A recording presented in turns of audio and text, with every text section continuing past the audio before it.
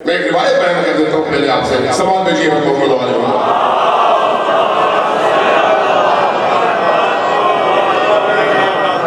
اصحاب علی کو پہچانیے اصحاب علی کو پڑھیے اصحاب علی کو علی کا شیعہ بننا آسان نہیں ہے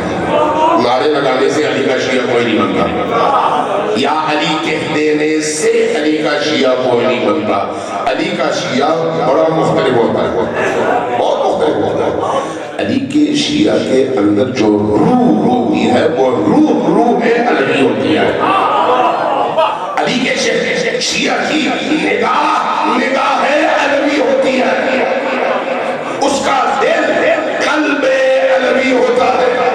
اس کی سوچ فکر علوی ہوتی ہے اور وہ میدان میں جب کھڑا ہوتا ہے تو اپنے عمل سے یاد دلاتا ہے کہ اس کا امام کون ہے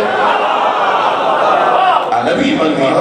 علی کا پیروکار بننا اتنا آسان نہیں ہے اس لیے علی کے ساتھیوں نے بھی شدید ترین مواقع پر سخت ترین مواقع پر ثابت کیا ہے کہ ہماری رگوں میں جو خون دوڑتا ہے اس خون کی ہر بوند سے علی کا نام سنو گے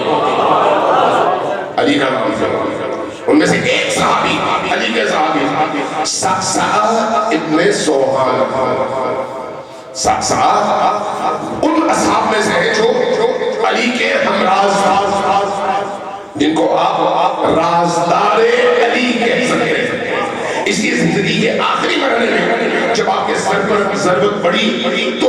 آپ کی بارگاہ میں حضور اور شرف یابی کی اجازت جن مخصوص افراد کو ملی ان میں سر فہرست سعد ابن سوحان